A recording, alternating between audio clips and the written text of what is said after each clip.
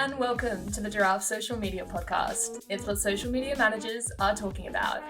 I'm Chloe, and today I'm joined by our fantastic co-hosts, Ellie and Katie. Coming up on this week's episode, we'll be sharing our social media Icks, plus we'll discuss how to work your way out of a social media rut.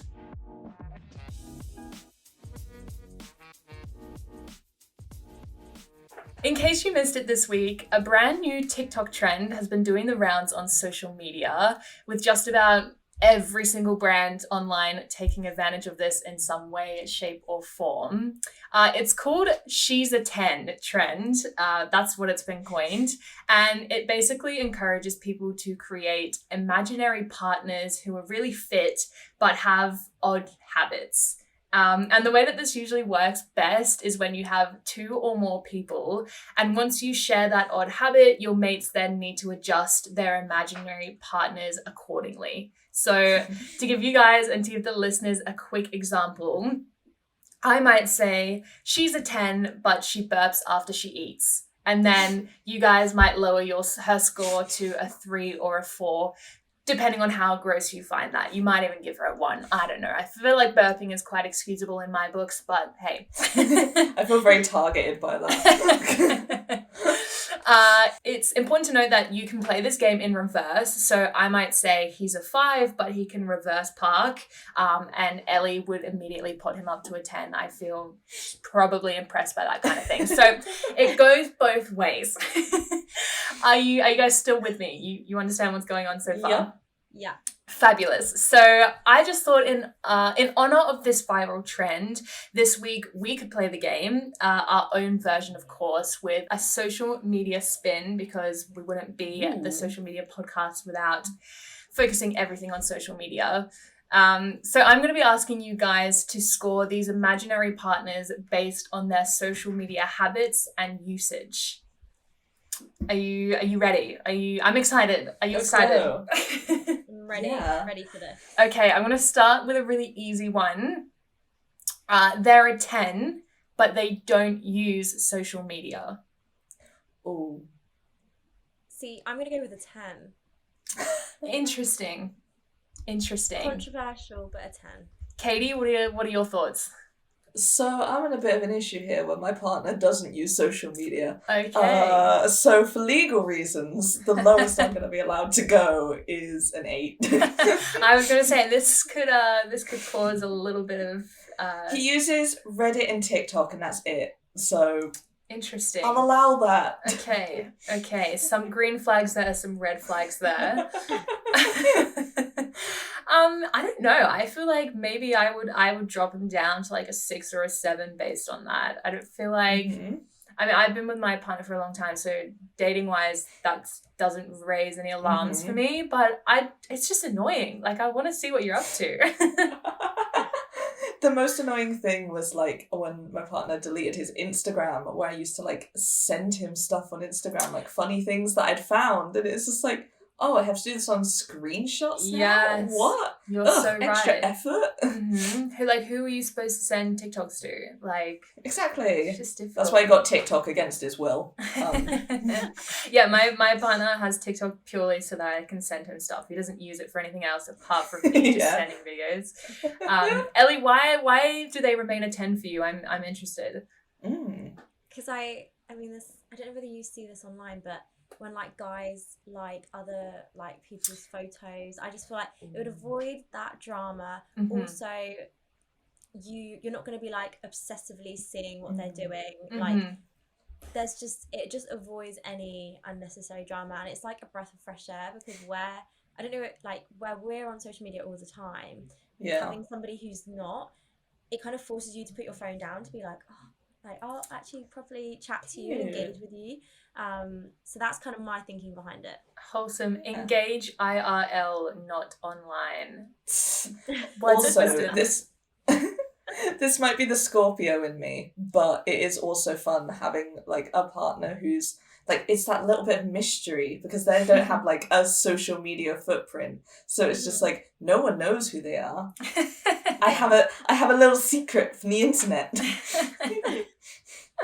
I like that. Very good perspectives, ladies. I'm interested to hear this one. There are two, but they're really good at taking photos of you. Oh. A 10. 10. I gotta agree. Listen, my boyfriend is an Instagram boyfriend, and he is. I love it. God bless him. Where would I be without him? I often think of that, actually. So I don't know if they from a 2 to a 10, but they definitely rank higher in my books. I mean, it shows that they care, that they're putting the effort in to get all the right angles. And I don't know whether you've seen the TikTok trend where it's like, POV, you go on holiday with your well-trained boyfriend and you get these amazing photos. Yes. Like, that is what I need. Guilty of creating that video when I went on holiday with my boyfriend this year. Yeah, that's my love language. Some people's love language is, words of affirmation, physical touch. Mine is putting in the work to get the perfect Instagram photo. For sure. Amazing. I'm glad we're all in agreement on that one. The next, there are 10, but they use WhatsApp instead of Facebook Messenger. Immediate 3. I'm sorry, I hate WhatsApp. Ellie's quite quiet over there. I think a 9. Like, I actually prefer WhatsApp to Facebook Messenger. Really? I mean, you're entitled to your wrong opinion, but I can see your faces are like, what is she on about? I don't know. I think WhatsApp is a huge thing over here in the UK. We like really didn't use it in Oz. I don't know if that's because like I don't know why people use it so much over here. It's like such a cult following. A few of my family members though in Oz deleted Facebook, and so we had to move our family messenger chat to WhatsApp begrudgingly. I don't know. Everything feels a lot more automated and connected when everything's kind of in the metaverse. It's like when you have an iPhone and someone really close to you has an Android, and it's just like makes everything so hard. It's like, why are we doing this? No, I just think WhatsApp's ugly as well. Sorry. I prefer the nice UI of Messenger. I only have WhatsApp against my will. And green's not my colour. I much prefer the purple blue hues to the... Well, I can't say that about green.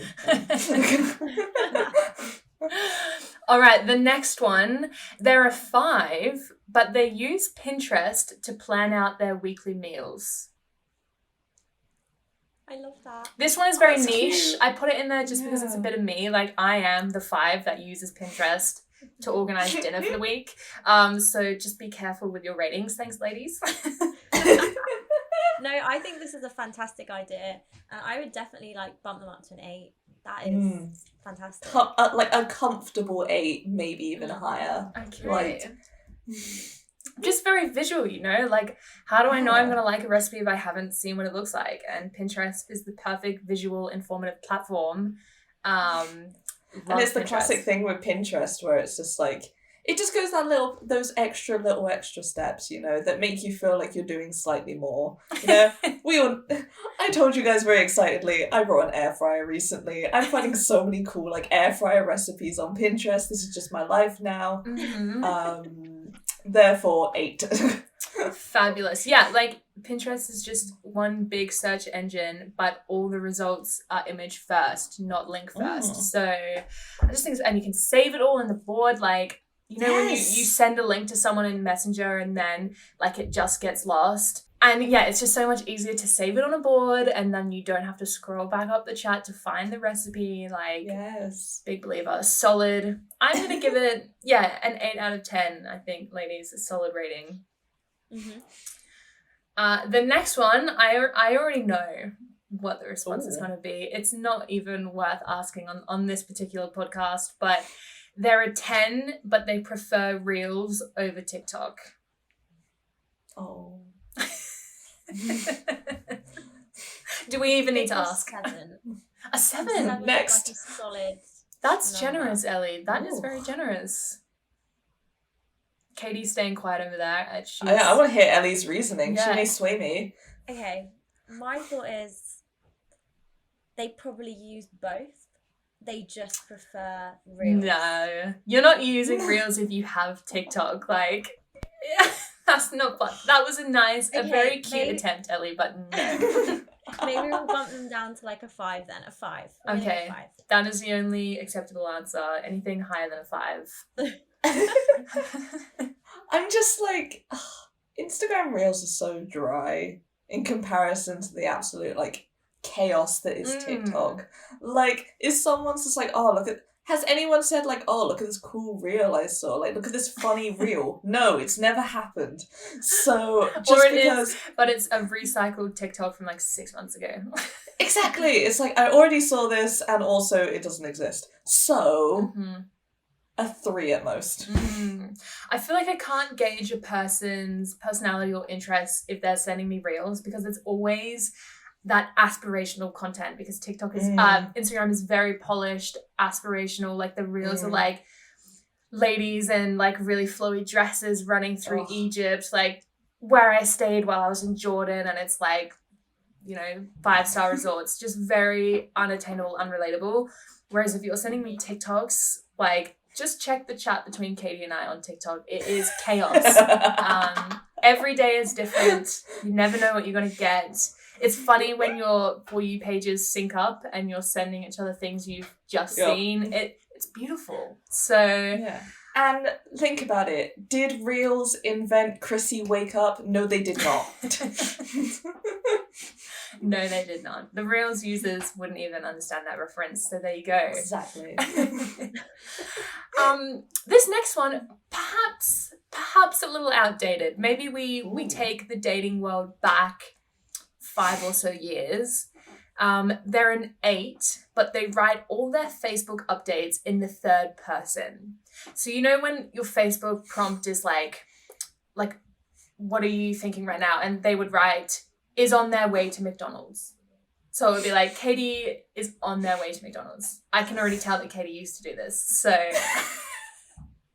for me, listen, we all did it, but it have become a bit of an ache, right? Yeah. What is happening in my Facebook memories is between me and God, and no one else needs to know the way that like 12-year-old Katie used to talk. No one needs to know that. So I will give my ranking at a 4 and move on, just so then I don't beat myself down too much. An understanding 4, because we've all been there. She didn't understand. See, I can't say that I have been there. Really? I haven't done that. Your age you were clearly a cool kid at school. No, but like I don't think I got Facebook until I was like 16. Like really? Year 11, final year of secondary school. So I think I was like very aware of what I should and shouldn't put on social media at that age, of that mature age of like 15, 16. I was not. But if a guy was doing that now, that's like a 2. They can go. Honestly, they would have to be perfect in every other aspect if they're doing that. That's the only way I'm staying. Maybe we should start doing it for clients, like talking in third person. Maybe we just like completely recreate like how Facebook is now. Yeah, let's bring it back. It's time for a cultural reset. It's been a while since that's taken place on Facebook. Let's make it happen, guys. To the listeners, your challenge is to bring this back with us.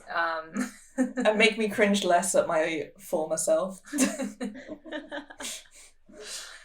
Bring it back to the modern day now. There are 10, but they post a minimum of 15 stories every day. I think that's a 0. For me, it depends on the content. If you're giving me rich, meaningful stories, action-packed, I'm here for it. It's filling in my space. Procrastination time, I'm on the stories, I'm scrolling through. If it is pure, just unfiltered, nothing, then you're out. Yeah, I have to agree. I think at most I could give it a 3, almost entirely because at my heart, I am a nosy person. If I'm invested in you at that time, I will watch all of them just because I like to know what's going on. Okay. Yeah, for me, the ranking doesn't drop too low. You may be staying up in maybe a 7. Because 7. yeah, well, you know, like Katie said, I'm nosy. I'll watch anything. You know, I'm used to the filler content. I'll take it. Yeah, you don't drop for a two to me. But if it's like a concert that they've literally filmed that's every annoying of that concert, and it's like 15 stories long. Mm. I'm removing you as I'm not having you. I'm removing you from my life, not just social media, entire life. I feel like 5 is a good max. Like, and that's only for special occasions. You know, I don't need to know what you've had for breakfast, lunch, and dinner. I don't need to know like every single aspect of your day. I just don't care enough unless I am following you for that content. Like, if you're my friend and you're doing that, I just don't care. That's true. Maybe if you're not an influencer, it's unexcusable. If you're an influencer, I'll happily sit and watch. Exactly. So yes, 5 is our safe number. The happy medium. Let's give it a 5.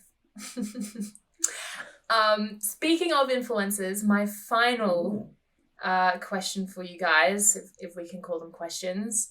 There are 9, but they're a LinkedIn influencer. 2. Katie's so harsh with her ratings. I love it. I know. I like nosy, judgmental. The Scorpio energy is just fully out today. Okay, I'll be more generous. I'll double it to 4. Listen, linked influencers are their own breed of person. Do I ever want to come across one in real life? Probably not. Do I find their content entertaining on the right days? Absolutely.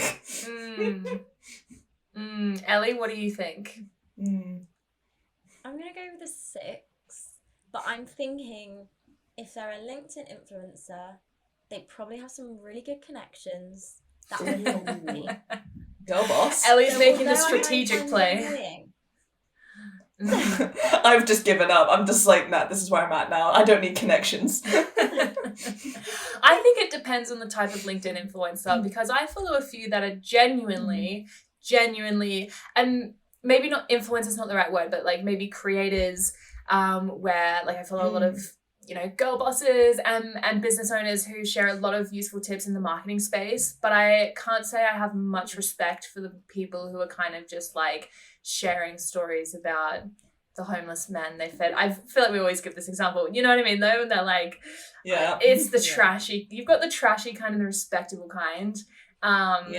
But I don't know. I think I mostly see the trashy kind, though. I don't think I see a lot of the respectable kind. Okay, different sides of LinkedIn. I'll send you the good ones, because I've genuinely been enjoying their presence on LinkedIn recently.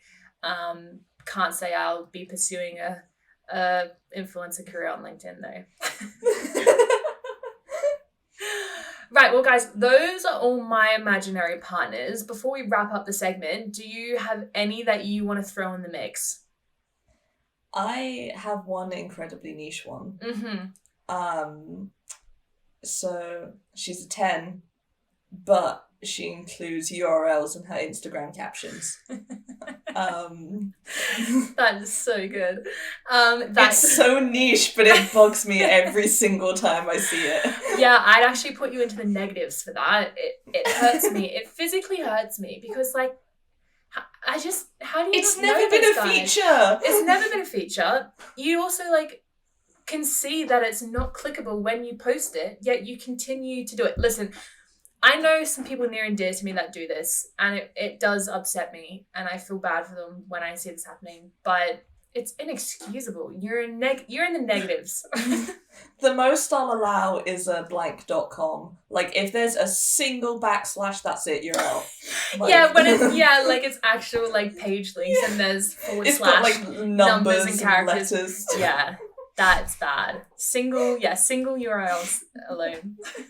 I feel like it wouldn't be an episode without me bringing up Snapchat in some capacity. So here we go. They're a 10, but they use Snapchat filters in their Instagram feed. Ooh. In their stories or in their feed? In their feed. So they've taken them on Snapchat, saved them to their camera roll, and then uploaded them on their Instagram feed. With or without the snap bar caption. Still in the shot. Whatever There's layers to this. There's layers. There's conditions. No, this is a good one because I think if it's just kind of like a filter the same way that you would use Lightroom, like a preset filter kind of, just sort of changing the lighting or maybe adding some lashes, that to me is fine. Been there, like I do that with stories. We all edit our pictures in some capacity. That's fine. When we move into the dog ears and tongue territory, that's where you start to lose me. Yep, same. I'm the same here. I'm just glad like, we're in agreement. yeah, like probably a 5 at most. It's just like it's a generous 5 because I was gonna say if a guy I was like seeing that makes a difference. Uploaded the main feed with dog ears as a genuine Instagram upload, you're blocked. You're gone. You're out. Learning a lot about Ellie's dating preferences today and how tolerable she is. Yeah, a generous 5. Dog ears excluded. As I said, it has to be purely preset filters only. Mm-hmm. Yeah. Anything beyond that, yeah, you're a 2/ I don't want to see you again. Don't talk to me. Vibes. Yeah, I mean, if you're on Snapchat anyway, it's like, let's leave it at they're a 10, but they're on Snapchat. Like, even that's a little bit, you know. I feel personally victimized here, guys, every time.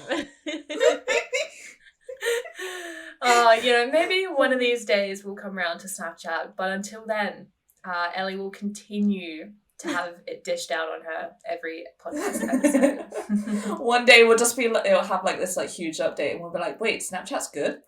Yeah, maybe that'll be the podcast episode. Well, guys, that was a lot of fun. I genuinely enjoyed hearing your takes on all of these imaginary partners. I want to know what the listeners thought of our ratings, though. So I'm going to share a few of these on our Instagram stories this week when the episode drops. So make sure to head over to our Instagram at GiraffeSM so that you can play along. Now it's time for our tips and tricks segment where we share what we've learned in the world of social media and how you can apply it to your strategy. This week, we're going to be breaking down 3 ways to break out of a social media rut because there really isn't a way to link social media icks to some actionable tips. Katie, why don't you start us off this week? What is your tip to breaking out of a rut? So this may be controversial, and I will elaborate, I promise, but my tip would be get off social media outside of working hours. Make sure, because like the best way to have a refresh is to step back from something, right? And if you want to go on social media, scroll with purpose or like don't scroll at all. Because really, like, are you taking in good content or are you just like burning yourself out, Are you is it just washing over you and like nothing's going in, you're not getting any value from it? Like we all know, like we all work in social media, we're all very aware that social media isn't the healthiest hobby to have. So take a break from scrolling, and just try and limit it a little bit and you might find that you come back fresher. And that's why we have it as our occupation, right? Because then we have an excuse to do the scrolling. But yeah, you're right. I think scrolling with intent is something we said just before we jumped on. Because any sort of aimless scrolling, you're really not taking much in. And you're so right. Like it's just driving more burnout and more rut than it is sort of providing any positive benefits. Ellie, I'm going to throw it over to you next. What is your tip? Mine is slightly contradicting Katie's, just a tad. Oh my god, do you want to fight? What's happening? Mine is to kind of look for inspiration. So obviously not aimlessly scrolling through social media, but using good tools like Pinterest, which I don't think is toxic personally. I love Pinterest. It's really good, and especially if you're looking for something specific, it's like perfect. And just kind of even putting together a list of your favorite brands and taking those in for inspiration is another really good sort of idea to take forward, especially if you're just feeling really overwhelmed by the sheer amount of social media that there is, and taking all the trends, any algorithm updates. Just remove yourself from that and just like focus on a few little things. Yeah, I don't think that's contradictory at all, Ellie, because I think platforms like Pinterest are very value driven, as opposed to maybe some spaces like Twitter or Instagram that kind of do have a tendency to kind of drain you of any creativity. Whereas Pinterest, you're sort of going there in any situation for a source of inspiration. And so that is literally the only content that's on there. And yeah, I think any sort of creative rut or social media rut, Pinterest is a great place to be because it's filled with a lot of niche ideas. There's a lot of creative people on there anyway sharing their work. And so it's great just for a little bit of a refresh and for a little bit of inspiration. So I think those ideas almost go hand in hand. So love that. My final tip before we wrap up today's episode is to get unstuck by changing up your posting format.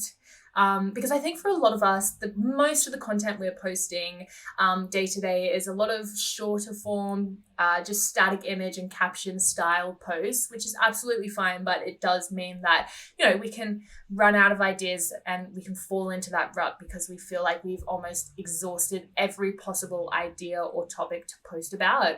But the way I see it is that if the content is still relevant, it's still usable. Maybe you just need to try changing up the post format. We've actually spoken a lot this week at Giraffe about how it's not always about reinventing the wheel. It's just maybe taking those same ideas and looking at them from a new angle. And I think the best way to do that is, changing up the format. Maybe you can take a photo caption post and make it into a video. And that alone almost forces you to reframe the subject so that you can deliver it in that new format. And so in other words, you have created a new relevant post by changing the way that you provide it to your audience. You can't simply write things down and present it in a video. You need to either sort of film you doing it. You need to speak those tips. You need to say those tips to the camera. It does really force you to change it up. So that would be my top tip for jumping out of a rut.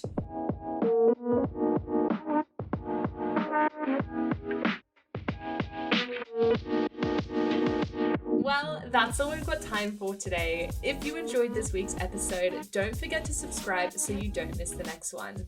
And if you'd like to leave us a review on your favorite podcasting app, we wouldn't mind that either. We've been Giraffe Social Media. You've been amazing. We'll see you next time.